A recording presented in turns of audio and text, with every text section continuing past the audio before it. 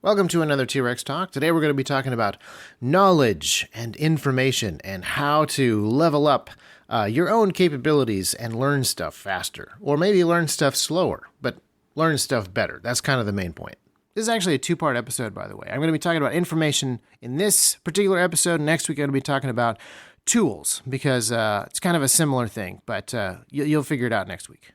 As you know, in the 21st century, there is far more information that exists, and that information is far more accessible than in the past. And there are far more people who have access to all of that information than in the past. And so, by that metric, we should assume that the 21st century folks are going to be far more educated, far more knowledgeable, far more capable than a lot of people in the past. Theoretically, they should be able to know more stuff and learn more things faster and therefore get more stuff done than people in the past. Not as nations or societies, but even down at the individual level. Individuals should be more knowledgeable and more capable about stuff. So, is that actually true? Is all that information actually bearing significant fruit? I think we can all agree that the short answer is basically no. Yes, technologically speaking, today's inventors and scientists and manufacturers are standing on the shoulders of geniuses, so they have achieved things that their forefathers have not. But the question is, are they, with the time that they have, doing as much as the people who came before them did with probably smaller amounts of time, less effective tools, and less knowledge and information? And I would say the answer is, well, no. But even if you look at your basic individual guys and gals out there in the West, in the 21st century, I don't think that we are, reaching the pinnacles that the information age really should allow us to do. And there are several reasons for that. One is that, people are lazy. Man's natural rest state is to be at rest with a bag of Doritos in front of the TV. And a lot of the information that exists that is new to the 21st century is fluff. It is information that is pretty much just entertainment. Vast amounts of escapist entertainment information doesn't actually have the same sort of constructive capability of like scientific information, skill-based information and knowledge. Now, I'm not against all fiction. I'm not against all entertainment media.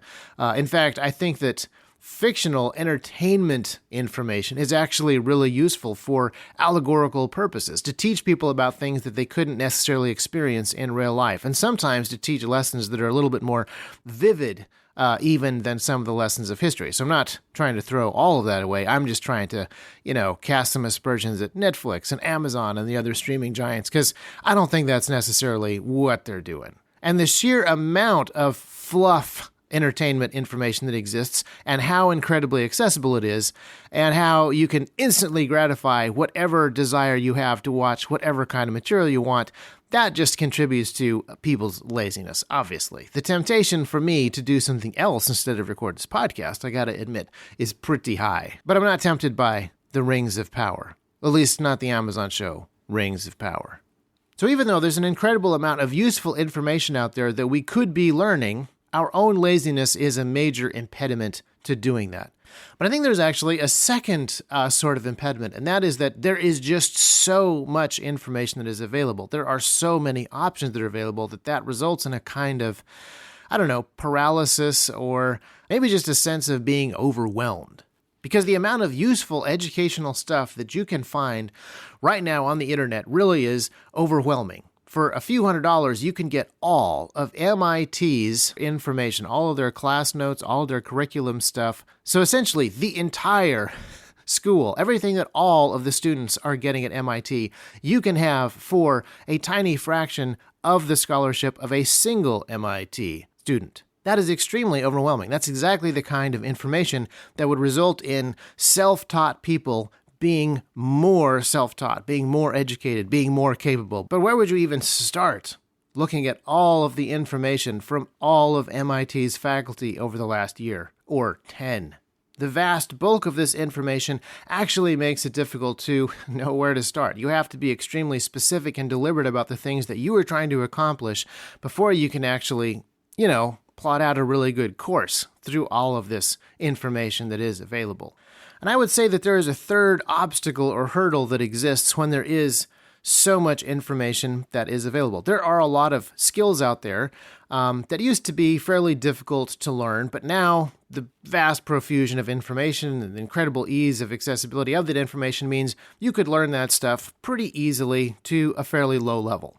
But thanks to the internet, you no longer just see the people in your community who have mastered this skill at a very low level. You are able to see the best of the best of the best. They're the guys that show up first on YouTube, whether it is a massively important skill or whether it is an incredibly unimportant one. So there are hundreds of millions of hours of, let's say, how to play a ukulele content on YouTube. But there are also people who have mastered playing the ukulele and have hundreds of millions of views on their covers of various other rock and roll albums, for example. And while it's encouraging in some ways to see the sheer capability that is possible when a person focuses on a single skill and spends hundreds of thousands of hours developing that skill, it can also be a little discouraging. If you wanted to figure out how to play a ukulele or what being a ukulele player looks like, and the first thing that YouTube shows you is people who have literally spent their entire lives mastering certain complicated songs on the ukulele,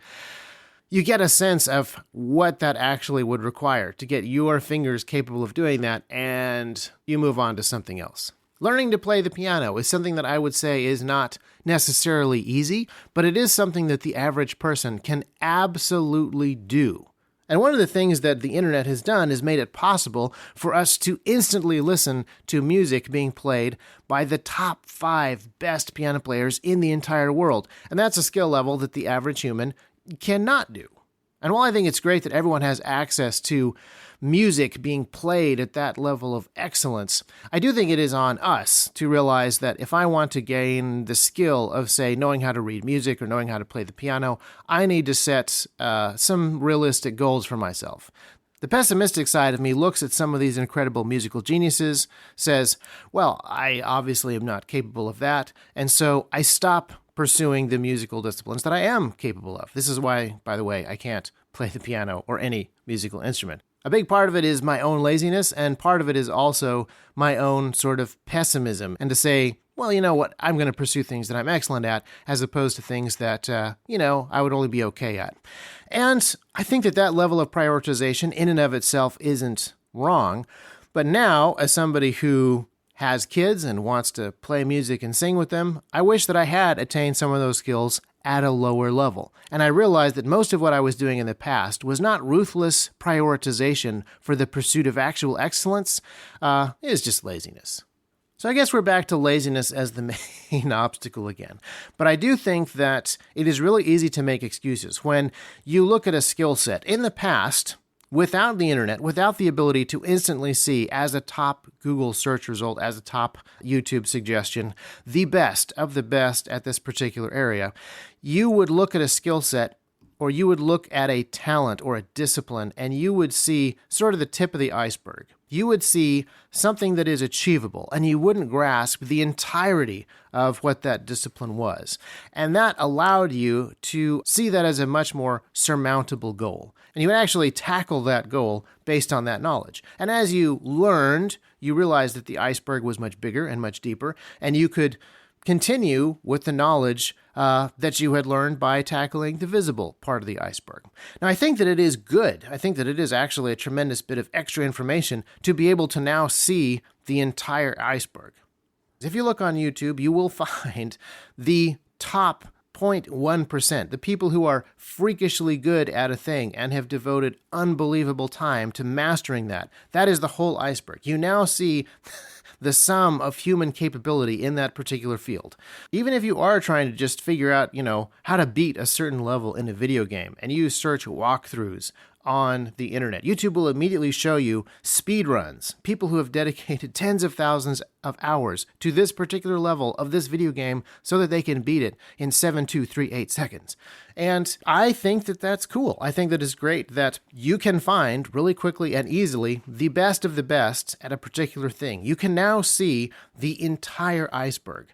So now the burden is kind of on us to make sure that we try to determine what it is that we want to do. Do I want to learn how to read music so that we can sing songs out of a songbook together as a family? Yes.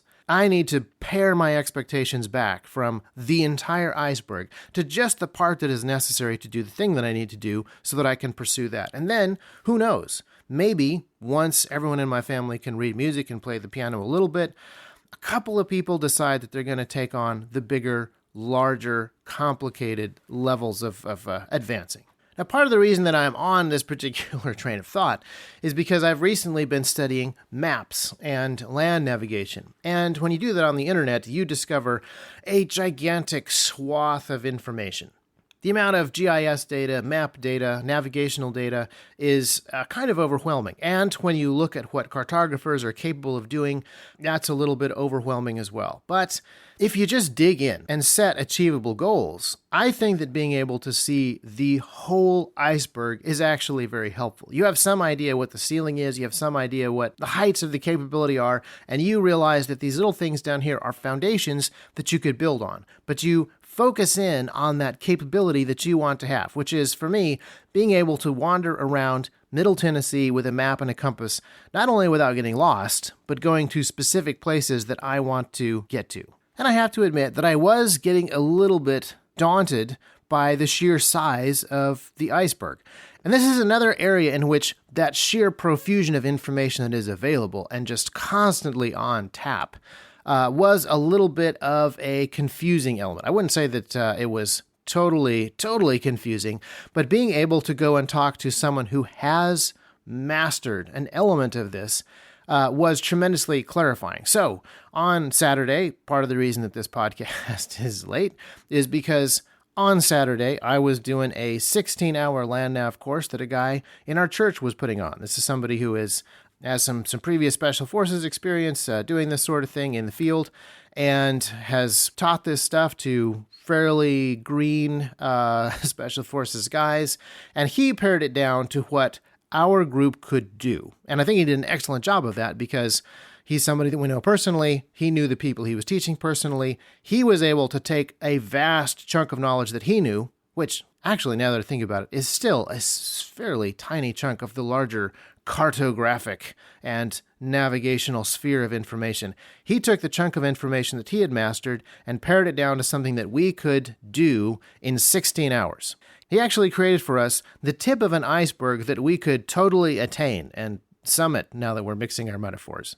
And the information that I had already studied, a lot of it was inside of this 16-hour course and was tremendously helpful in helping me grasp and understand the concepts and do them out in the field. And a lot of it was outside of this particular area of study, but now, having gotten some focused, structured time, I have a greater understanding for the stuff that I had been studying that we didn't cover in this 16-hour class. And 16 hours, it's a fairly long day, but it's not very much time overall. The amount of stuff that you can learn in a really short amount of time that becomes foundational for the future things that you're going to run into is pretty significant. So even though you have the capability to be deluged by all the information produced in the last hundreds and hundreds and hundreds of years, and you have the capability to see the sheer scope of a single discipline, how that has developed over time, and the incredible heights that people are able to climb in a specific discipline, focus on the stuff that you actually want to do and focus on the foundational stuff that will actually get you there. This is a lesson that I really need to learn. Between T-Rex, between family, other things that I want to do, my time is pretty limited. So when I want to gain a new skill, I am forced to be focused in a way that when I was younger, I just, I didn't have that same set of time constraints. I had the luxury of being able to flounder around between educational and entertainment information without really needing to be extremely brutal in my prioritization. Basically, I didn't realize that I was floundering because I didn't have those constraints. But now the time is a little shorter and I'm trying to get more done. I'm starting to run into some significant needs to not be lazy and to really focus on bite-sized, achievable, foundational building blocks of the things that I want to be able to do. And that is something that you need to learn to do. I can say that really confidently. Not knowing you, your station in life, the mission that you want to accomplish, I know that you exist in exactly the same world of vast information that I do. You live in the same opportunity to learn from the best of the best of the best and be incredibly awed by the things that they have achieved. And at the same time, be a little bit discouraged in those little baby steps that you take at the beginning. But you can't make excuses. You have to level up. You have to level up your skills and your capabilities, and you have to gain knowledge. So, you have to break down large disciplines into small pieces, and you need to start with the foundational ones. And the great thing is this stuff is very cumulative. So, after spending 16 hours studying maps, studying compasses, using maps and compasses in the wilderness of Tennessee, a lot of the stuff that I had been reading about now has sort of crystallized itself in my mind. I now have a better basis for understanding the more complicated stuff that was just very fuzzy to me last week. And to be honest, I'm not planning on doing any land nav work this coming week. I know that I am learning these skills very slowly. But I'm also learning that sometimes learning skills slowly is very helpful. The stuff that I learned on Saturday is going to soak into my brain. It's going to marinate there for a while. And so the next time that I pull it out, not only will I be more skilled than I was on Friday, if I actually think about this stuff and apply it to the stuff that I'm reading and have read, I'm actually going to be more skilled in a few weeks meditating and ruminating on this material than I am today, a few days after the course. So take the time to be deliberate and thoughtful about these foundational pieces that you are picking up. And don't be discouraged if they are baby steps and if they are happening slowly, because that actually gives you time to learn these things well and actually master some small pieces. Mastering small pieces of a big discipline is, I think, going to be 1,000,000 times more useful than getting a really good handle on the gigantic fuzzy outlines of the huge iceberg that is cartography, for example. So, homework assignment for this particular episode is to pick something, some skill that you have wanted to attain, some discipline. And rather than just sort of throw up your hands at the magnitude of that incredible swath of information or the requirements of mastering it and making your way all the way to the top, and the small amount of time that you have, and pick something that you can actually accomplish, something that you can figure out to a level of significant understanding it well enough that you start to build the shelves in your brain for the future information that you will learn about that topic. And then just go out and do it. If you can find somebody that can help you with it, so much the better. But if you can actually take what you've read and apply it and turn it into tangible, practical knowledge, you are that much closer. You have leveled up. The Saturday before the Land Nav course, I was on vacation and we spent a bunch of time just relaxing together as a family, but at the same time, I wanted to pick little things that I could do to figure out stuff about software-defined radios, and every time we travel to a different place, I like to explore a different RF radio space using software-defined radios and see what's going on. So when we're in vacation in Florida, that's a great opportunity to learn about AIS shipping transponders because, Tennessee doesn't have a lot of those. And I set myself a very small achievable goal, which was just when we're outside in a place that's safe to use a little bit of non-waterproof equipment, I would gather some data on that, I would look at it, I would take notes, and then I would think about it in the future. I didn't actually come away with an incredibly masterful understanding of this, but I got a pretty good look at real, actual AIS ship transponder data, how it's used, what it's contained, and now that is sitting on a shelf in my brain somewhere. So make the most of these small pieces of time that you can devote to small steps on a much bigger project or discipline. Will I ever master electronic warfare and RF radio communication? Absolutely not. Thanks to the internet, I know that iceberg is gigantic. It goes really, really, really deep. But using small chunks of time, you can really easily learn little bits and pieces of things and take them from the theoretical, fuzzy area to very clear, practical, experienced knowledge. And then you got those shelves to put new information on, and you've got the ladder that you can climb all the way down to the bottom of the iceberg, if we're sticking with that metaphor. That's how you level up, confusingly speaking.